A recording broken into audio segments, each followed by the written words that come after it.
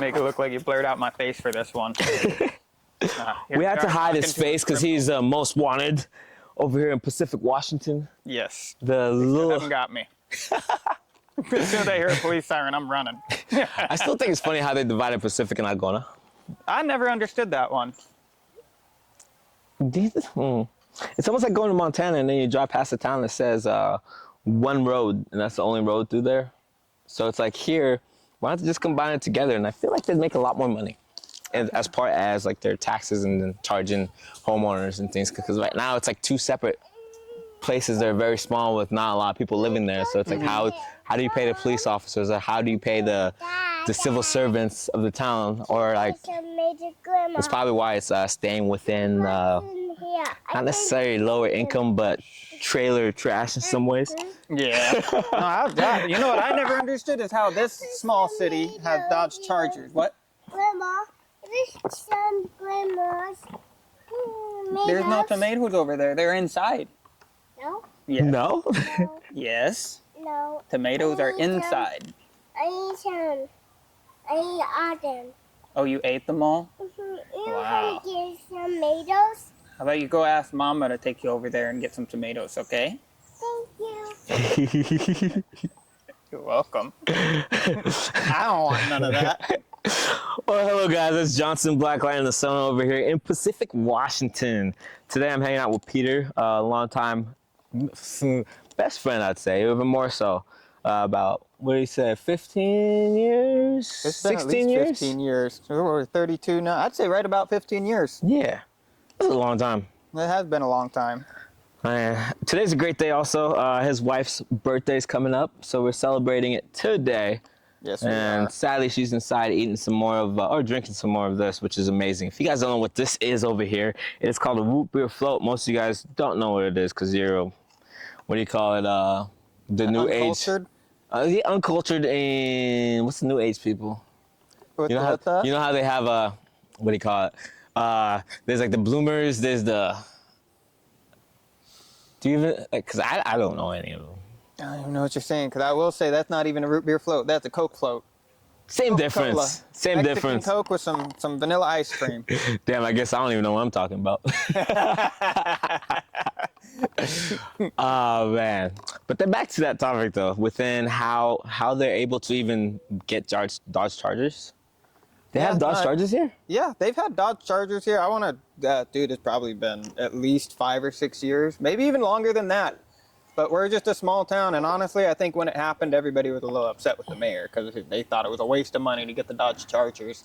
And I don't think Algona has them, so it's a little more confusing why they wouldn't have just merged the two towns together if one place can afford to spend so much on vehicles for their police force, and then the other side just had the old vehicles that shouldn't even be out on the road anymore. Okay. I mean, that really doesn't make sense at all. But then again, doesn't the state or the government give general funding to police departments for like usage for vehicles and certain things that's only designated for those? Because it's almost like the schools themselves, because I know they get funding, but their funding are all targeted to certain areas only. Yeah, it's silly that they can share a school but not a police department. I mean, Yeah. Alpac is Algona Pacific. Which is like, you got the school right between the two districts, but then you've got all the police departments are separated. You've got, so that's about it. That's all I know that's separated. I don't know a whole lot about the place I live.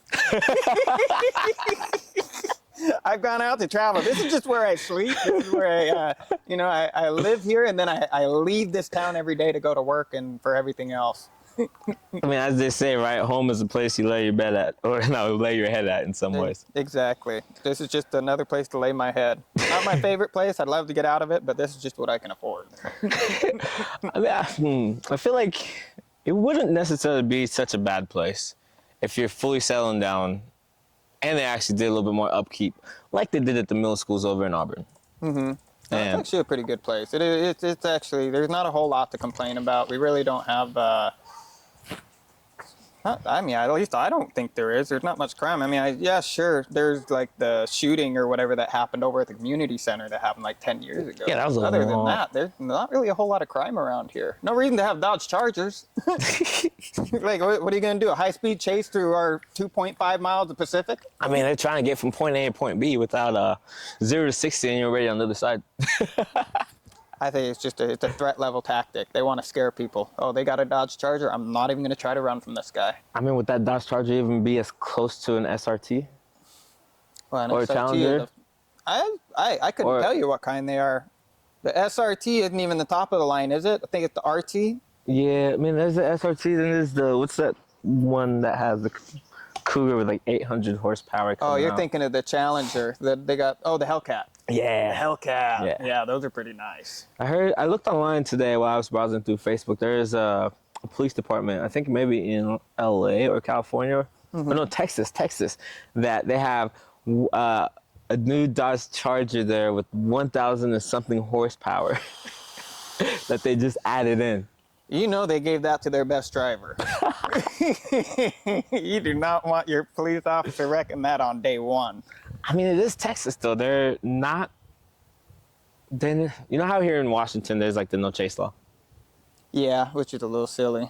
Yeah. I don't think they have that there in Texas. No. You heard about what they're doing in Georgia with their No. police cars? What? They've got like these nets that they've essentially got this hook thing that sticks out from the front of their vehicle, and they'll come right up behind your rear wheel and it'll lock it up and it forces the car to stop. I'm pretty sure Georgia's the only place doing it right now, but I've seen a few videos of them they'll grab the back of your wheel, locks it all up, and now the car can't go anywhere.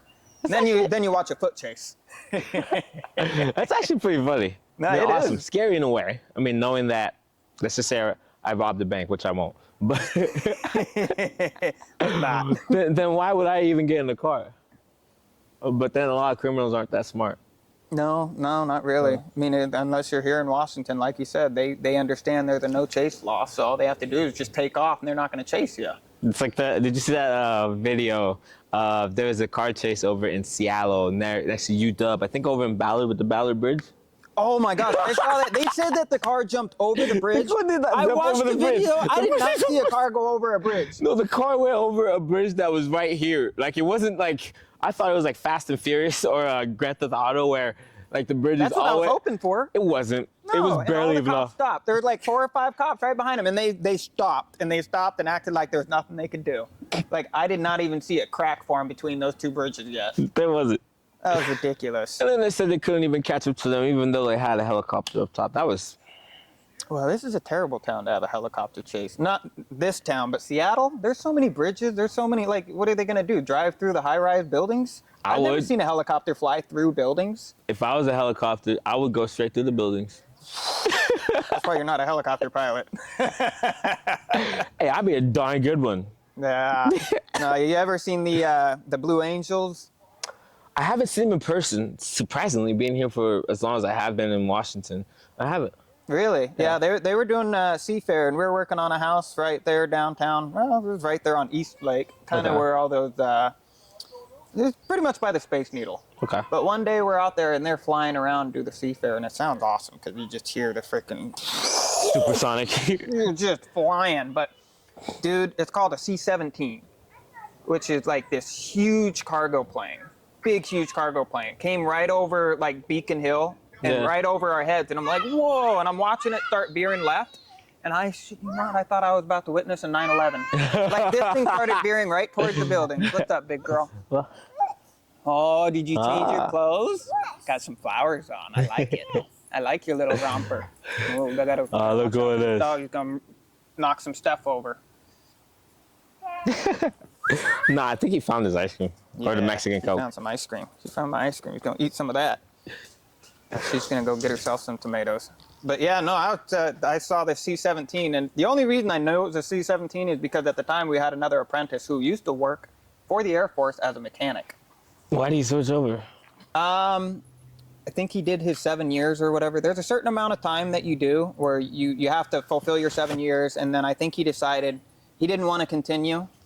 I didn't ask too many questions, but he took his GI Bill and he was going to go He actually left from us because the only reason he was working with us for the time that he was waiting for his union. Okay. So he'd essentially signed up for it, and it took about a year or so. But he went on to go get his commercial '01 license for electrical. And yeah, I believe he had to use a GI Bill for it, but that or he's using a GI Bill for a place to stay. But I called it something else, a C5. Maybe I called it a C-17 and he said it was a C5. I don't know military planes, but this thing was huge and it turned left and it looked like it was going at the buildings. Freaked me out, and then all of a sudden it just kept going, and then, okay, I didn't see any building collapse. We were good. What the hell? They're going to wonder who this is. You want the tomatoes? Oh, look, Mama might help you get the tomatoes. No, she's doing okay. I think she's the cutest part of the video. Yeah. She wants to watch us. She's the one that's going to bring all the views. But no, that would have freaked me out also, to an extent. I probably just looked at it dumbfounded. That's what I did. Like, oh my gosh. And then I was like, oh, okay, we're good. I would have looked at Peter. We're going to die. We wouldn't have. We would have just been sitting there. I wouldn't have even known what to do. Like, are we supposed to go into town and help people, or do we just get home before traffic hits, which is a messed up thing to say. But traffic is so bad out here, that would have just made it for a hell of a week in Seattle.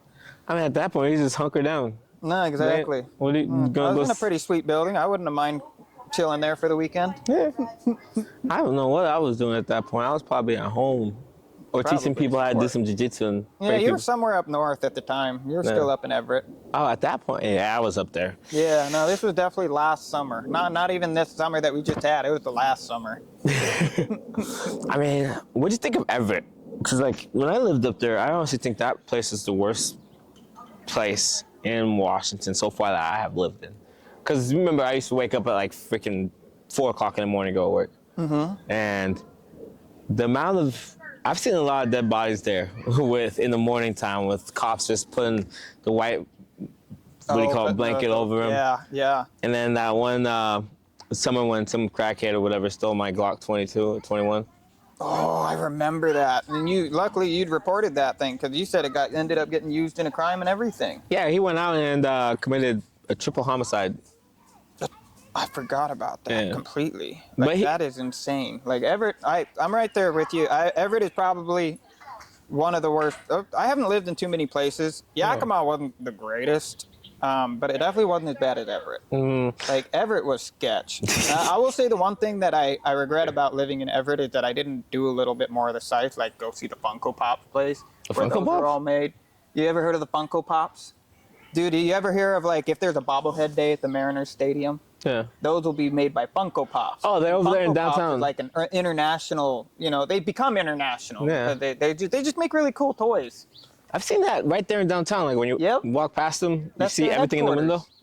Yeah, no, it's pretty cool. And I mean, we never checked that place out because I guess you can make your own like custom Funko, which you should do. And you make yourself a custom Funko Pop, and you tell them who you are. They'll make a few extras so they can sell to other people once they come up there. You guys hear that? Who wants to sponsor me and give me some Funko Pops? Funko Pops themselves, guys. Make an image of this beautiful man right here with some punching gloves though too. Don't make me fat. No, they're all fat. They are? Well, it's hard to say. You got to check them out for yourself. They just look goofy. They do. They look goofy. It's not like you're going to make an actual cool... It's not like making a Ken doll, you know? What? I mean... You should probably make a Ken doll. But this is the African version of a Ken doll, not a white one. There you go. An actual African version. They're gonna make me an albino African. Well, because of your blonde hair. The blonde hair. It's like you get confused. You got to look at the rest of it, not just the top. Mm-hmm. I mean, I only look at the top when I'm telling people I'm 6 foot tall. See, they know I'm 6 foot. It's okay. Mm-hmm. 6 foot. A lot of people are in denial that I'm 6 foot tall, but ultimately it's like that one saying, you just gotta believe, you gotta manifest it and it's real. So I manifested it and I grew. So that when you get on your tippy toes? Yeah. Well, as long as the video is focused on this half, they don't need to notice me. No, I mean, the good thing about editing also is you can make yourself look like anything. Oh, absolutely. Yeah. Absolutely. Have you seen some of these Oh my gosh, there's so many filters, even with Snapchat. You can make yourself look bald with a beard. That freaks me out the most is when my wife has to show me one of those filters of her with it. Look at how sexy I am as a man. No, I did not need to see that. You are a beautiful man, babe. I will give you that. I thought we were going to travel down the other avenue of those videos of women that take off everything Oh. and then they're just But those aren't even filters, sadly enough. It's like they're not focusing your face. It's like they're blurring your face to make it look like you have clean skin, zero pores and stuff. I'm talking further than the filters. Oh, okay. Where like you make makeup and everything, and literally, and they say men are fake, but They wish. yeah, where do you completely change your whole entire appearance to be this runway model when you're actually not? It's sad. The trust is It's broken. Sad. It's sad that people got to feel like they need to do that. And then it's just, it makes it harder on the men who are getting catfished. I mean, I can't say it doesn't go both ways. Guys absolutely do. They'll leave themselves a picture with, like, especially if they're, they're in their 30s, and they'll be using a picture of them when they look their greatest out of high school. And then they go and see them, and it's just like, dude, you're balding. I mean, You got full hair in your picture. What are you doing? but then when you look at the picture from high school, right, and that person says they're like 35 to 38 years old, and the picture from high school, I mean, your facial structure, I mean, mine probably didn't change much, but a lot of times your facial structure and every single part of it kind of builds throughout the years. It doesn't necessarily true. stay all the way, especially if you're white. But Some people's facial structure, they look like they're full-blown adults out of high school. Obviously, I couldn't do that. If I posted a picture of myself in high school, all these girls would feel like pedos trying to hit me up on any sort of thing. Like, okay, he looks a little too young. He's got a baby face. Like, yeah. I have to have a beard for that reason. My wife's laughing at me. I think the funniest thing that I've heard from my coach, and he's Vietnamese, and his wife's is it Coach for Vietnamese? jiu-jitsu Yeah, at 10 kicks? Stanley. Yeah, I asked him what national. I think he's Vietnamese, but they've always stated that You better correct him if he's wrong. he will. What is it? Asians raisin.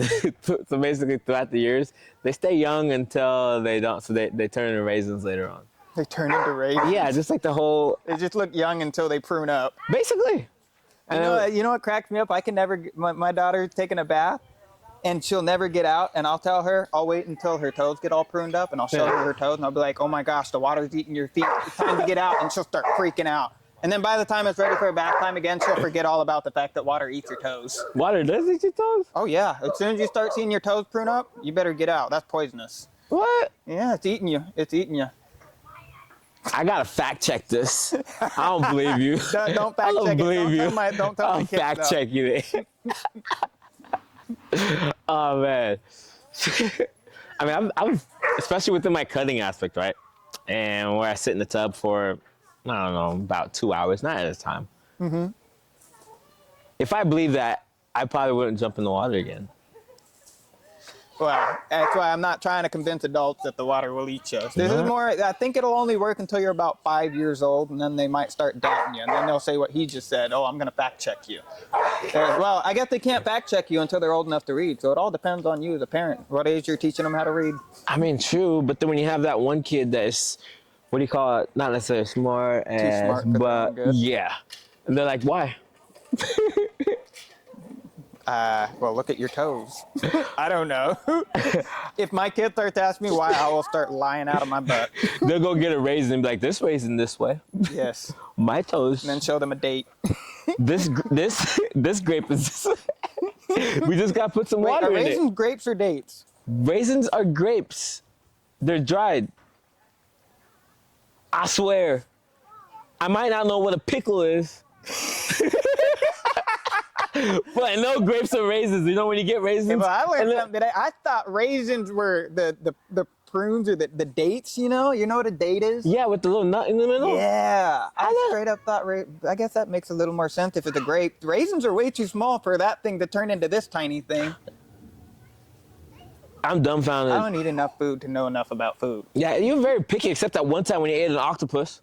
Well, that was an experience. That was And not. It actually wasn't too bad. It tasted was like I horrible. was eating straight steak fat. It was horrible. It looked horrible. Did you try it? Yeah. Oh, that's right. I still have you the did. video of it. That is right. I forgot you tried it. You did not like it though. No. Yeah. To be fair, I was persuaded by the server at the time. They said it was really good. That server They did not They do. weren't super wrong. They weren't super right either. So How'd you get persuaded by the server? Because she only said it was good. There was no enthusiasm. It was called the M Bar, right? Yeah. It was the Mediterranean Grill, and I as soon as we opened that menu, I was lost. I didn't like it. At that point, I might as well ask for chicken nuggets. I didn't understand what any of this stuff was. So yes, I went with what the server suggested. Won't do that again. No. I mean, we went to this Italian restaurant over in, what was it? It's like going up north, and when we're going towards Bellingham, there's that where you can catch the ferry across the water. Anacortes, I think it is. Yeah, it is Anacortes. So there's this amazing Italian restaurant. Like, it's authentic. They speak Italian or whatever they speak in Italian. Italian, right? They speak Italian, or is Italian a different name for the language that they speak? No, Italian's the language. All right, awesome. So they speak Italian. You walk in there just like most Italian restaurants should be. It's like dim lights with the little sconces on the wall. It almost looks like they have candles on the wall, lit down for a very Like you're in the middle of romantic. Tuscany or whatever. Yeah, in some ways, but without the feel. smoke. Without the smoke. Yeah, because when you're in there, don't they smoke indoors? So you get like a little smoke inhalation. So like in Turkey where everyone smokes. Yeah, I think you might be right. I'll bet you in Europe you can absolutely still smoke indoors in a lot of places over there. Yeah, surprisingly, they're the most healthiest. But Nope. Actually, correct yourself. Italians are like right up there with the Japanese for having some of the healthiest people in the world. yeah, they're the most healthiest. Oh, okay. I thought That's you what I said said. they're not. That's why they're not the healthiest. No, that's why they're the most healthiest. Correct. Exactly. You are correct. But with going back to the restaurant aspect, they give you this menu where it's in Italian. I swear it was, because it was gibberish to me. Yep, that's And Italian. and there is no pictures. It's almost the same as going to a Mexican restaurant and they've got the actual, all the names, and they sometimes they'll say burritos, but then after that, they've got the actual Spanish name. Yeah. It's tough. You're basically guessing. That's when you rely on a server. I mean, remember? Yes and no. When you look at it, it says octopus. I wanted to try something new, and I tried something new. I probably won't do that again, though. I mean, That's probably the best octopus I'd ever be able to get. Oh, probably. You think they'd cook it better somewhere else? I don't know. I would have tried somewhere else. And I was wouldn't pretty know much that what I was experience. saying. I think that was a one-time thing. I'm good. I wouldn't even try calamari again, and I've tried that before. That's squid, right? Yes. Yeah. Sometimes you get good fried calamari, and it's okay, but like actual like calamari not fried or anything, I'm not touching that. I wouldn't touch it either way. And I've seen videos of them eating it live. That always grosses me out. You see Like they tentacles squirting out of your mouth while you're trying to eat it. isn't it like when they pour the soy sauce and then it makes their muscles reenact, and then all of a sudden they're like, whoa. Yeah. No, I don't know if that's calamari or octopus. That's squid. Or both. Yeah. And then it's- The squid. Yeah, even if it's dead, and it'll still like, it's kind of like the snake. If you snake meat, apparently you pour some. I don't know enough, but apparently there's some sort of nerve inside of it where even after it's dead, you can make it look like it's still alive. Yeah, that's freaky. It is. That is very freaky. freaky. So there's this Food Network I was watching a while ago, and this guy travels all over the world. He goes down to Africa, of course, and he goes into the tribes, and he eats whatever they have. Or he goes down to India and meets those street Are you feed. talking about the fellow that just passed away recently? Not the big guy. Okay. It was another guy. I'm thinking of the Cordain or Anthony Bourdain or whatever his name is. Not him. Okay. Yeah, hell if I know their names. But this is a difficult. I mean, by the stuff they eat, I'm surprised they're still alive, because the street food in India where they have their nasty foot that they put into it for extra flavor. That's just poor sanitation. Poor sanitation. It's probably why they eat a lot of spicy food. Maybe that kind of like burns off the nasty sanitation stuff. But I've actually heard if you go to India as an American, you should not actually eat the authentic food. You should actually eat from the Americanized places that are over Yeah. there. Like, it's kind of like Mexico. You don't go off of the actual resort unless you're with people from Mexico. You don't just go wander around. I don't know. I'm black. I'll be like, ¿Qué pasa, home? I still suggest you don't do that, but hey, man, you do you. I will be staying on the resort, drinking my Mai Tais. It's got to act it. You got to fake it till you make it, right? I don't know enough Spanish to do that. You don't got to know Spanish. You just got to know sign language. Say que paso over and over. No, your sign language. You're mute. How can they not tell? How can they tell you ain't Mexican if you got? I mean, I guess when they speak Spanish too. De nada. I don't know. No. No. I don't even know how to say it. No say. That's how you No say it. say? No say. I don't know. I don't know how to No, say. I can't. that see. sounds like you're saying no say in America. Like, I'm pretty. It's NOSE. No say. Kind of like saying I don't know. there's no ingenuity in that. Well, if you say de nada, that's their way of saying you're welcome, and it basically means of nothing. So it's not necessarily saying you're welcome. It's like But they say that's how they say you're welcome. That or perdón. It's like in Texas when somebody tells you bless your heart. They're not saying, oh, you're awesome, so bless your heart. They're like, you're a dumbass. Serious? That's like, well, that depends on how they say it. If you're saying bless your heart, that's a nice thing to say. But if you're No. bless your heart, pat them on the Yeah. head, that's absolutely calling them. Yeah, it's a nicer way of saying that you're Okay, no, I see what you're saying. Yeah. You can absolutely compliment somebody with Without a nice say. yeah, you can compliment them without complimenting them. It's kind of like when you give somebody a thumbs up when you're road raging, but you know damn well they're probably going to get pissed off. But what are they going to tell the cops why they rammed your vehicle? He gave me a thumbs up. I'm waiting for the day. My officer was opposite day. Yes. So the thumbs up was not a thumbs up. Hello, officer, please. Yep. Let me go. Oh, man. But today was pretty awesome. No, it's been a great day. That's still the highlight of my day. I'm getting a phone call. Can I call you back later? Oh, you out and about? Yeah, I'm at church. Oh, I'm on your porch. Okay. We'll be back soon. Glad you were able to come down and celebrate my brother and my wife's birthday. Yeah. It's been yeah. I enjoy every time I see you, bro. You too, brother.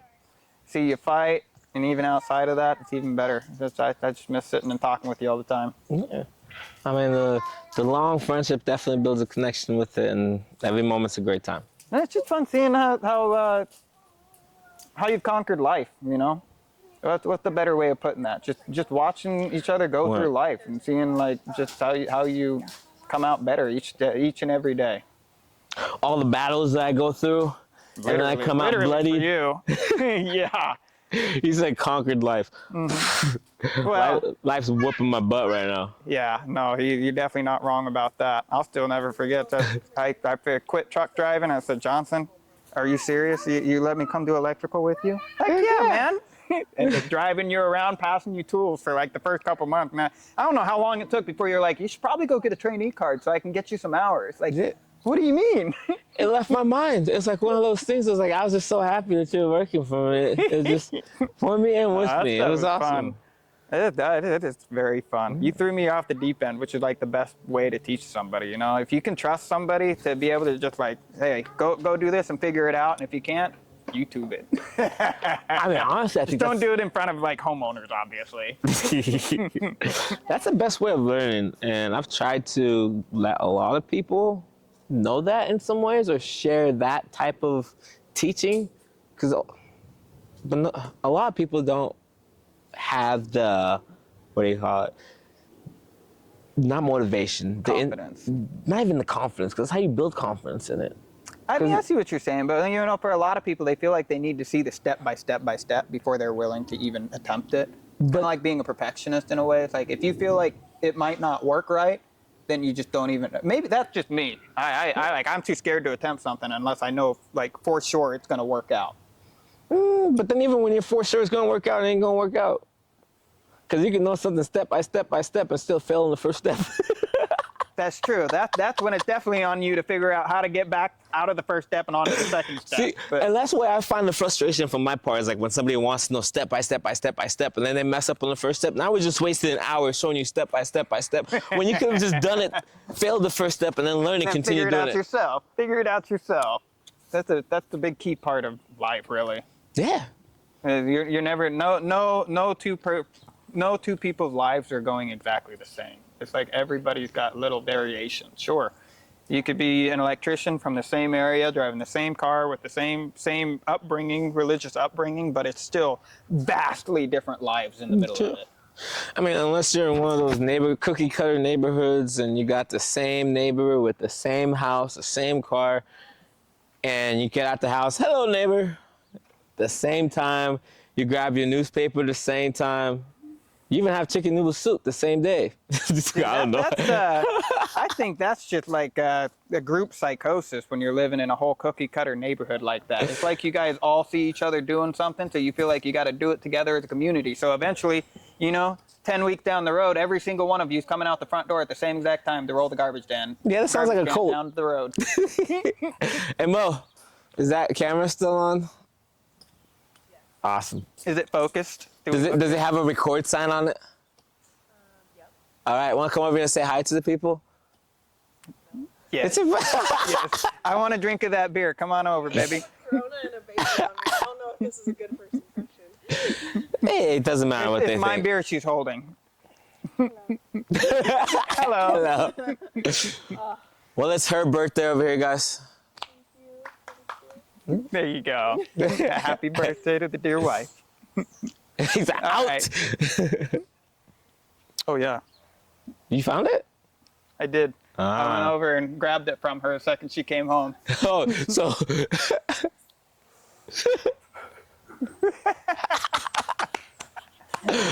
Oh man. Vape, it's not weed. Hey, this builds character in kids, you know. It's the one thing. It's the one thing we're losing She's a today. Saint. We're all saints in some sort of image, Yeah. our own image. Makes me think, what's that movie with the Saints? Boondock Boondock Saints. Saints. Oh man, I might need to rewatch that. It's such a great movie. I've seen that movie so many times. I'll never stop thinking of the scene where the cat's sitting on the table and he's telling this funny story and he slams his gun on the table and everyone's just like, the cat! Oh my god! Yeah, I gotta rewatch that. I gotta rewatch I think that. that was the second one, right? It had to have been. The first one, all I can think of is the rope. What do you need rope for? What do you need the rope for? Oh man. You know what other movie? Not movie. The TV series based in London with the guy. They basically have a gang, and Oh, Green Street Hooligans. No. The one where they're gonna go out and then the main character is staying there and he's looking at everybody. He's like, "We're not gonna fight. We're not gonna fight." Oh, What is that's the Peaky Blinders. Yeah. Stop fighting! Stop fighting! I've seen so many memes of that lately, where they put the flags of different countries' heads over each other, and they're just like, "Stop fighting! Stop!" Oh man, that's a great show. I actually have not finished that one all the way. I finished through. it all the way. Well, I stopped watching it. This was when I was still truck driving, and I think there was quite a lapse. I think they meant to end it, and then they decided to do another season, because the last I saw was when it was the main character and like Tom Hardy on a beach, and they both shoot each other, and that's the last I saw. But from what I understand, there's a whole keeps other going. season. Yeah. Yeah. So I might have to do a rerun on that, because I do rewatch a lot of shows, man. I mean, I couldn't, because there's it's like Prison Break. I watched that all the way up halfway, and then trying to rewatch it, I get bored from the Yeah. parts I've already seen. Well, I mean, I wouldn't rewatch something that I didn't already enjoy a Yeah. lot. I've even got a book series that I could never do audiobooks, but I've got this book series that I listened to called Primal Hunter. Arthur got me hooked on it, and I thought it was the bee's knees, dude. It's called literature RPG. Cause I play RPG video games like Skyrim, any Elder Scrolls is awesome to me. But the guy that wrote the book series, he straight up plays Skyrim and Dota, and those are the two games I play a lot. Yeah. But dude, I'm on my third read through or my third listen through, and it's because I have them downloaded, and a lot of job sites I'm at, I don't have internet service, so I'll put on my audiobook, and it almost makes it easier for me to focus on work when I've already read the book, you know? Okay. Because then I'm not trying to focus on what just happened, what's this new event that just happened in this chapter. No, I already know. Yeah. I already know the whole gist of it. Now I'm just kind of listening to it, and it's just a great book. It's a great writer. He's got great taste. He's good writing style. But How do you I used to listen to music on job sites, and then you get the guy next door who has the music blaring, and then I mean, how do you focus and continue on working with having something in the background? Because I recently stopped. I'm not able to. Mm-hmm. It just it frustrates me because my brain's always processing, always thinking, and then having that kind of deter me away, or even have one little thing. It's like it stimulates my brain with everything else, and then no, if I'm actually trying to think, And I've not really had the problem of somebody blasting their music too loud. You haven't? I can't hear as well anyway to begin with. How about the plumbers on new construction? That, Because them plumbers always get in the way of electricians. Oh, dude, that will never not be a problem. Like, there was a job I just did a couple weeks ago where it's just me, one electrician, but you got like 4 plumbers all Yep. doing, like, it's just one bathroom, man. But they get it done and they get out of there pretty fast. But it's like, you were in my way for 4 hours. Yeah. And now I've got like the rest of the day to try and make up for it. But I mean, if I'm trying to focus, I have had times where I'm like, hey man, can you turn that down for a second? I got to talk to a customer. No, I'm not actually talking to a customer. I needed to focus on something, kind of think, do the math in my head, load calculations or whatever. But also there's times where I'll straight up put on piano music. I can focus a lot better if it's just light piano music going on. Yeah. Or soundtrack music. It's not like, there's no words that you're trying to focus on. There's not like a ridiculous beat that's popping out and kind of distracting you. Yeah. It's kind of like driving. If you do something scary happens, you almost get into an accident, you turn the radio all the way down because you like need to be able to listen to what you're driving. I mean, I've heard a lot. Like, I've been in cars with somebody else driving that's happened to, but that doesn't happen. For me, I'm always like, all right, and just keep going on my way. It's like that type of story when I was coming, me and Ryan were coming, my ex, when we were coming down from Oregon, and we stopped off in Tacoma to get the work van, or another van that I had. And we're driving up, and I'm in the center lane, and there's 2 cars on both sides in front of me. One car is merging over, the other car doesn't see. It hits this car is spinning out over here, and the car that hit the back goes this way, and I'm just cruising all along, just straight in the middle, man. Stayed the same speed. If I would have slowed down, I would have gotten hit. If I would have sped up, I would have gotten hit. So I was just the same speed always. You just kept on going about I your just day. kept going. What else do I do? Just keep going. Well, what was the time that I was working up in Seattle and I don't know if you'd gotten into an accident, but you straight up left your phone on a car somewhere, and I had to go pick it up from them because you left your. I couldn't tell you. I don't think you were involved with it, but maybe you were because you were West Seattle. You know the hill that you go up in West Seattle? Oh gosh, it's like. What job site was it?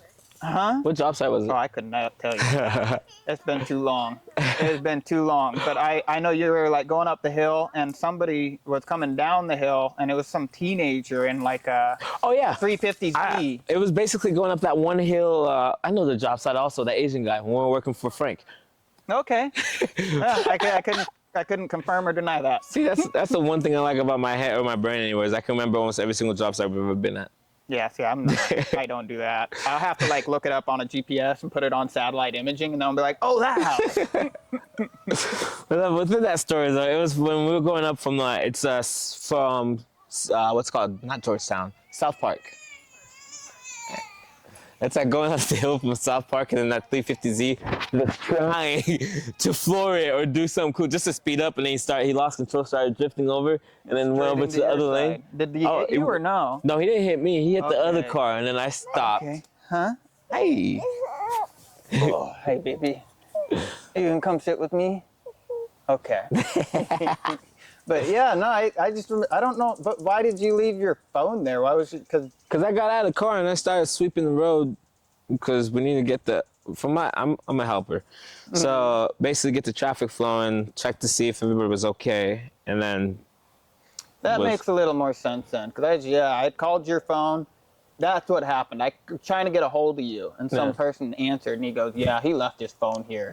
And then they ended up meeting me at like a 7-Eleven or something. But I don't know how I got a hold of you. I think you were working with Danny or someone at the time, so I got a hold of them. I was like, dude, your phone. I have it. And he's like, how do you have it? Oh, that's my hearing aid. What are you doing?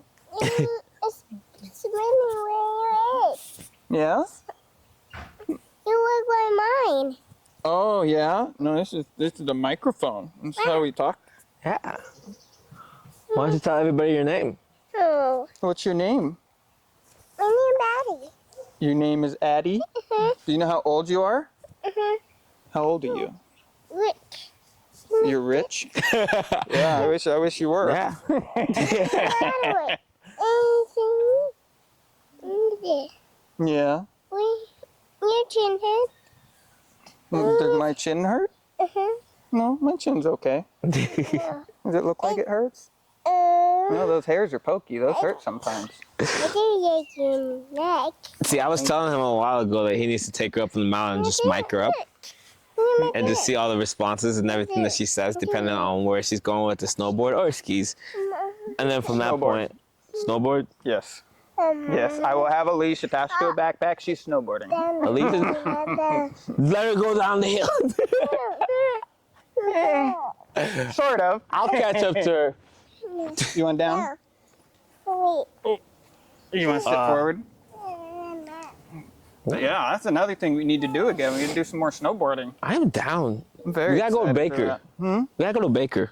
I have not been there. I do want to go there. You'd have so much fun. There's so much fluff. And the runs, compared to Snoqualmie, it's probably like 20 minutes to get down from the very top. Really? Yeah, and then like And that's not even just taking your sweet time. That's actually trying to get down. and when you go down, it's probably like, unless you fall down and you don't want to do tricks. Mm-hmm. But I'd swear it's about 20 minutes, especially if you go all the way to the very, very top, maybe like 25 minutes.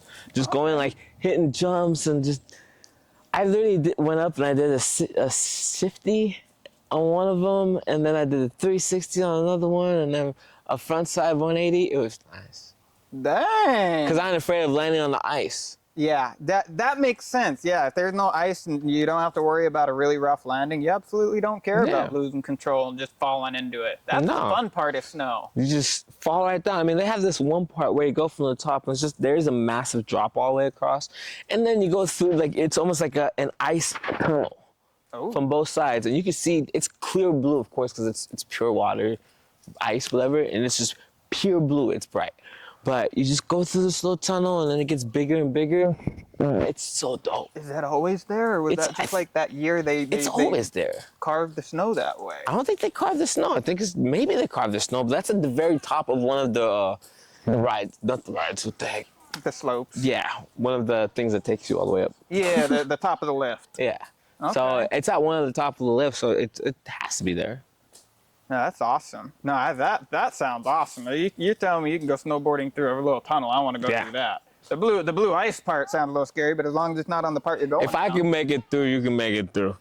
I sure hope so. Because I still remember when we talked about it earlier, going up Crystal for my first snowing adventure ever. Not teaching me how to stop.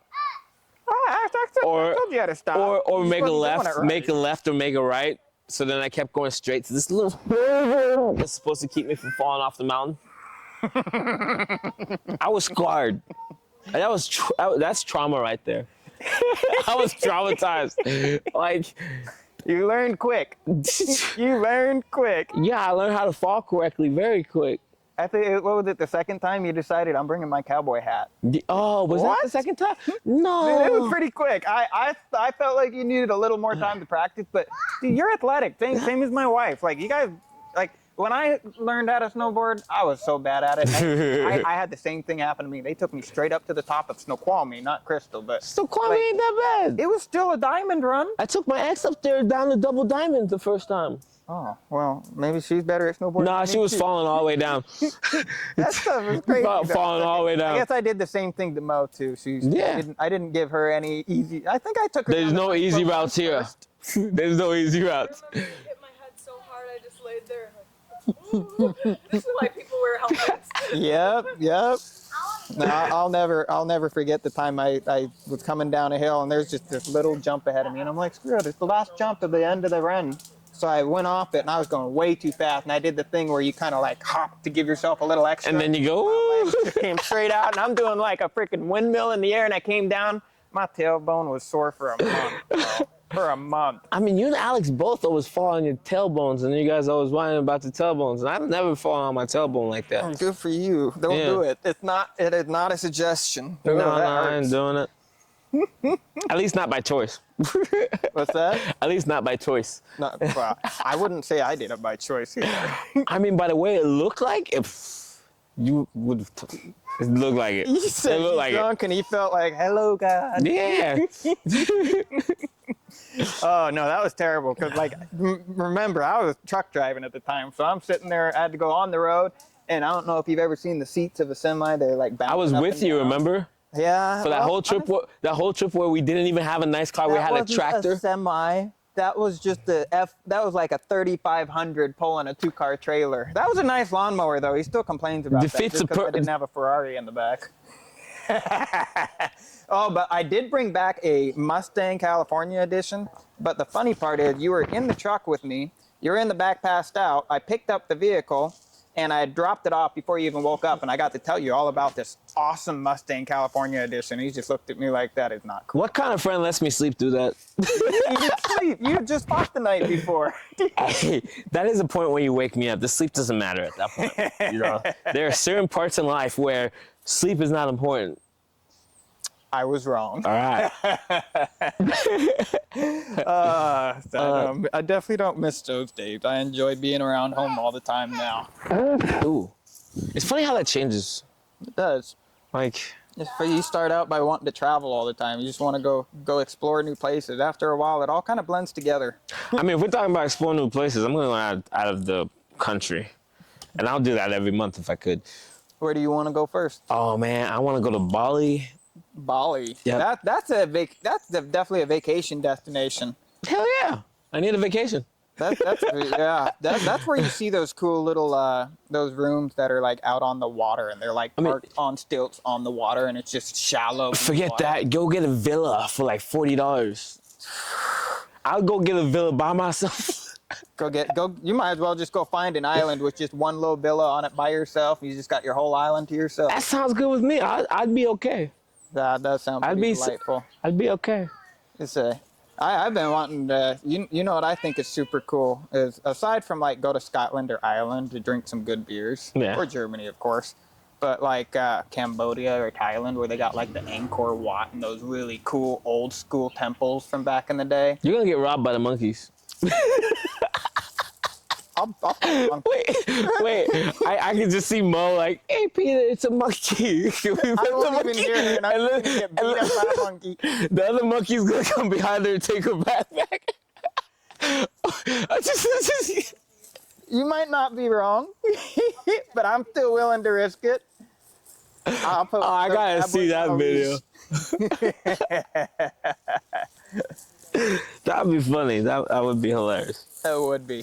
You can't be too far from being able to go start taking your little international vacations. It won't be much longer. They're going to come and ask you to fight in Dubai, bro. That'd be awesome. I mean, ultimately, I will be headed over to Morocco February next year after the next fight. You ever been to Morocco? Nope. Nope. But I have a whole bunch of a massive fan base from Morocco. I think about 7,000 of my followers are from Morocco. Really? Morocco and like South Africa.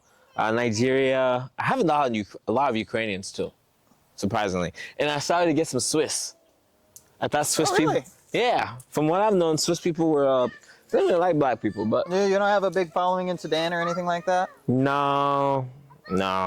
How long did you live in Sudan? Because I noticed you're like the only one that has a Sudan flag, especially on that last fight card. I was cracking up because you're the only one that had like anything but U.S. on your fight card. But you're also the only one walking out to a country song and a cowboy hat. So it's just like, really? That's your Sudanese half you're showing there, bud? But no, that always cracks me up. I mean, that's a side of me that says that I don't care what anybody thinks, and I love my life. Exactly. Yeah. There you go. And I think that's what appeals to everybody. That's what makes you so fun to watch. I thought it was just a smiling when I got hit.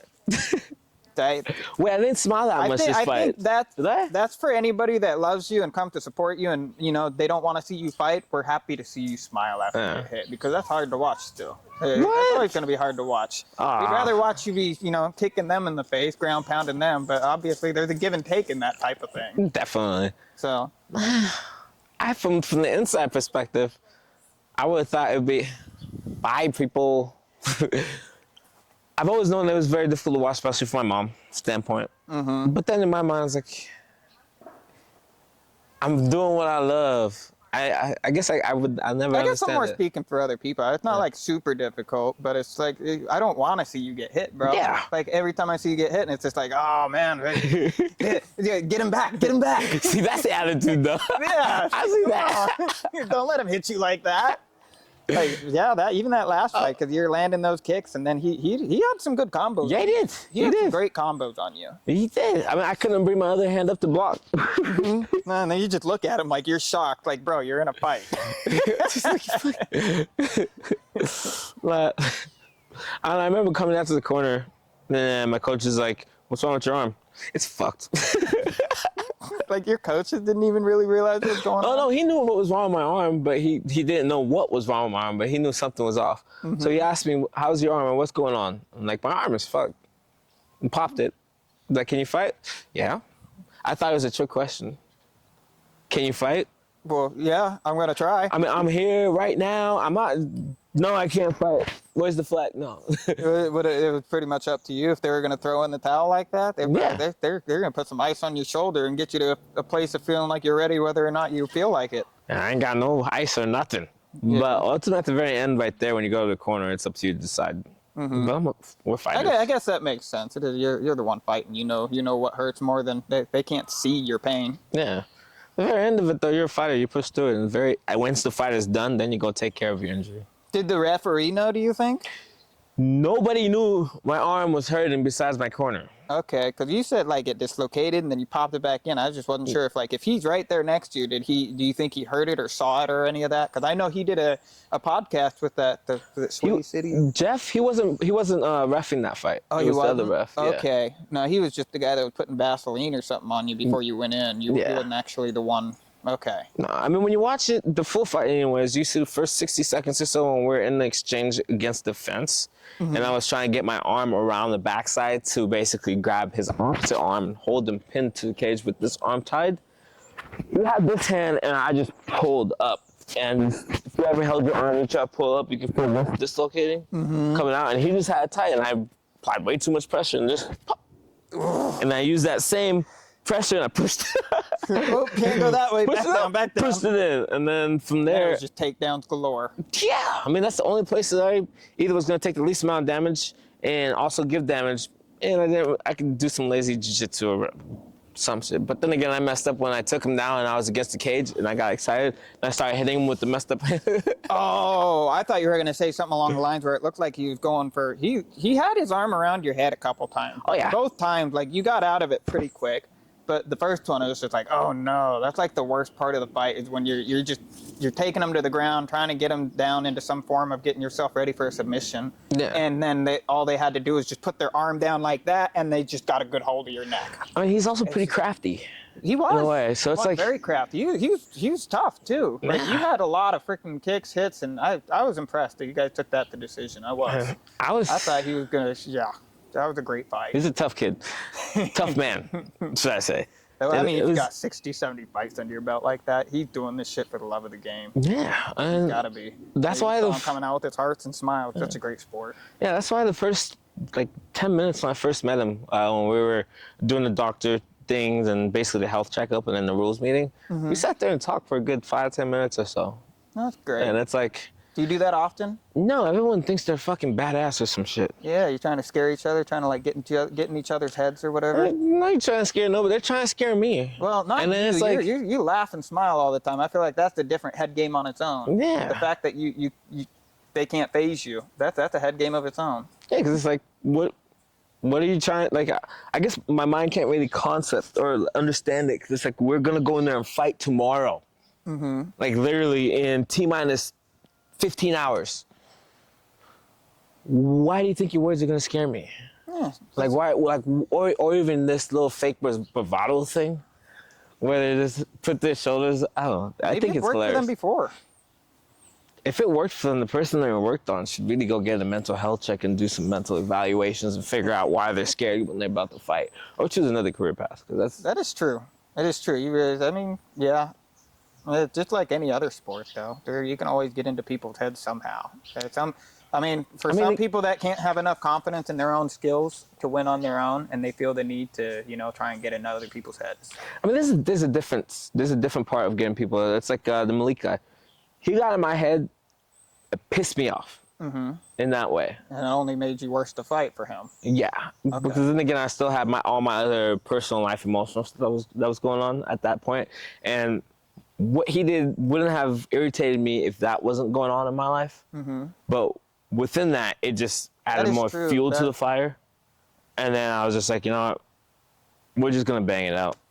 Well, and that was a little bit more of a well from his end. Your end, it was a phenomenal fight, but from his end, it's just like I expected more, especially too. for the shit talking. I was Like I was expecting way more, and then even the point where you like that's still my favorite photo, the one where you're just literally looking up at the ref, like, "Can I be done yet? Like, bro, why aren't you calling this? Like, what are you supposed to do? What, nail him in the back of the head?"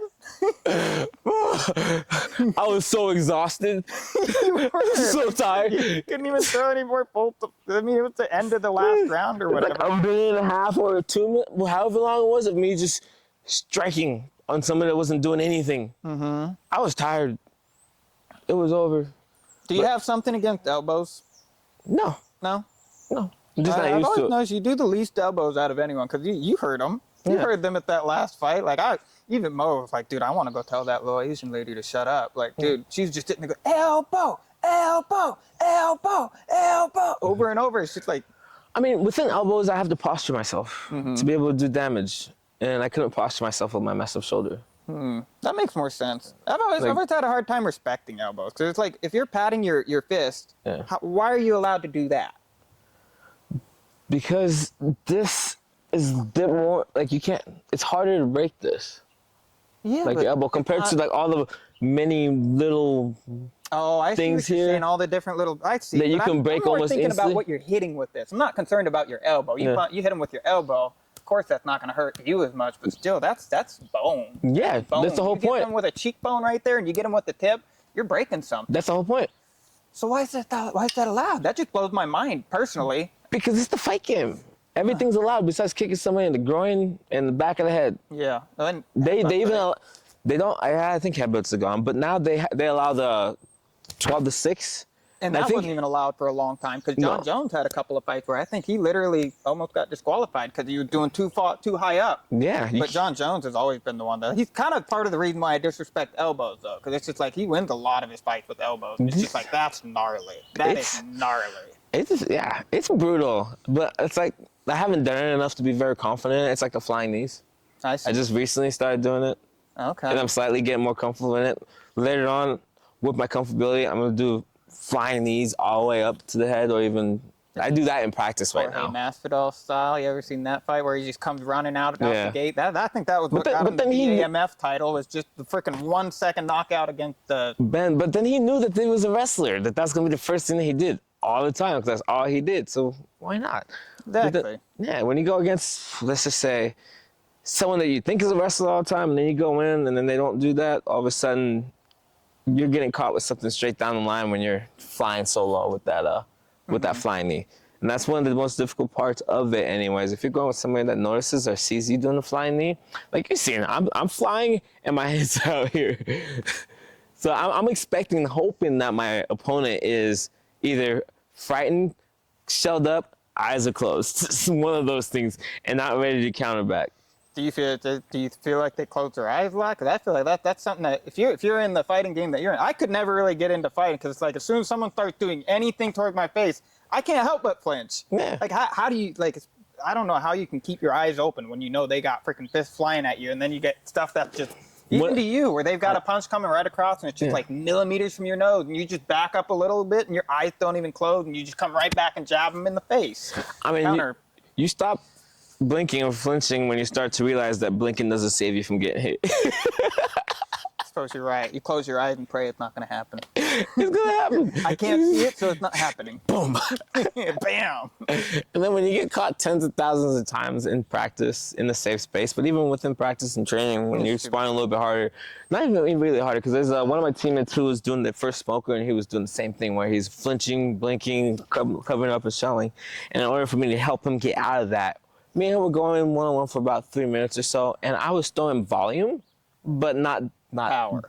There's like no power. I was touching him, but it looked like it was gonna hurt. Right. And then as soon as he started to see all that volume and everything going in, and realizing that ultimately we're continuing to tell him to move, he started to move. He's starting to see that the punches are coming from where. So once he can realize and understand where the punches are coming from and how they're coming and how you can evade it or block it, and you become more confident there, then you stop blinking or flinching.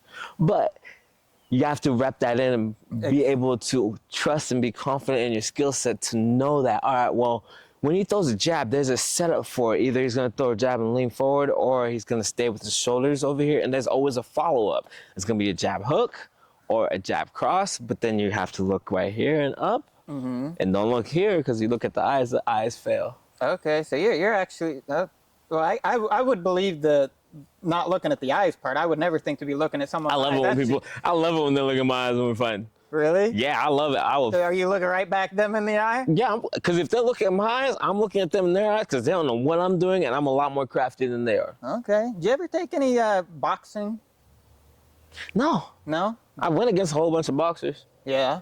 I love it. A lot of stand-ups. I mean, it's a world of difference when you watch a boxing fight. They're fast. This Crawford, I don't know, did you watch the Netflix boxing fight? The Crawford against Canelo? I did not watch it. I watched a little bit of it, and I made a prediction, and I hope people did not bet on my predictions because I made it seem very. Canelo would take it? Yeah, I did a very in-depth breakdown of it, and then people were asking me who they were gonna bet on, and I'm like, I'm just gonna post a video, but do not hold me to it.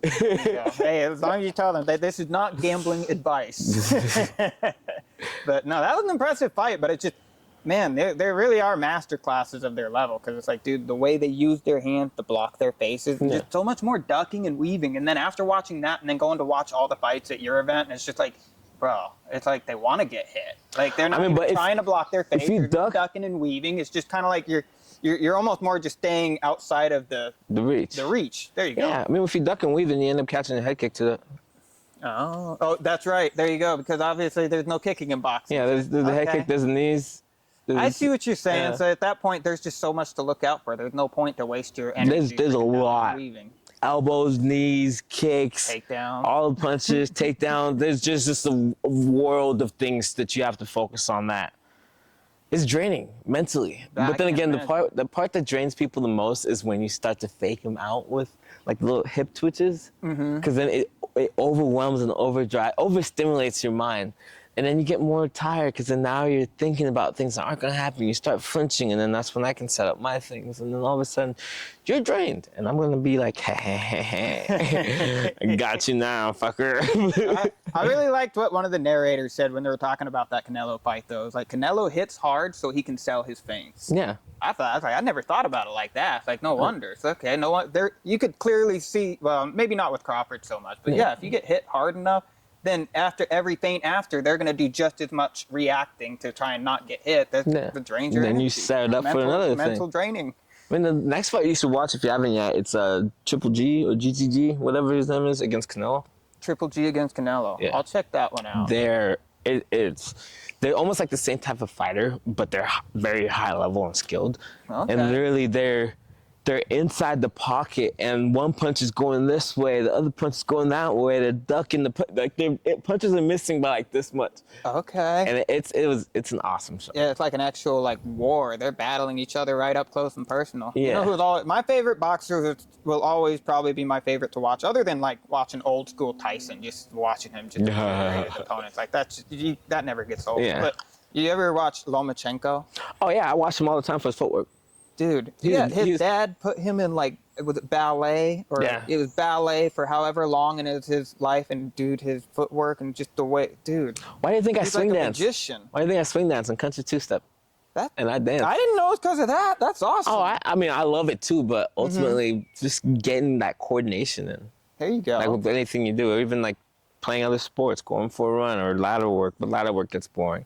Running steps or anything that gets you moving laterally in some ways and building up your hip flexors in one way. But on top of that, just getting your mind, that mental practice of being, that mind-body connection. That explains this seems randomly off topic, but that kind of explains why you're so good at like snowboarding both directions, whether you're left face down or right face down. Oh, no. I make it seem like I'm good in both directions, but no. Okay. But I have like, a very... You do that. Like, either you ride goofy or you ride standard. And then you got Johnson, who's just like, I'll ride whichever way I'm facing, then I'm not going to crash. Hey, it's a great illusion. But all right, guys, we're gonna wrap this up. Once again, it's Johnson Blacklight in the Sona. This is Peter. Peter. Other than that, thank you guys for watching. We'll see you on the next episode. And if you have not yet, press subscribe down below and check out my Instagram at JN_BlackLightning. Other than that, I don't have any fights coming up next. So it's just gonna be a whole bunch of this and just a little bit of a view of my life. Keep following. Get to know him. All right. Oh, my back. Oh, yeah, I legs crossed for too long. That was easy. See,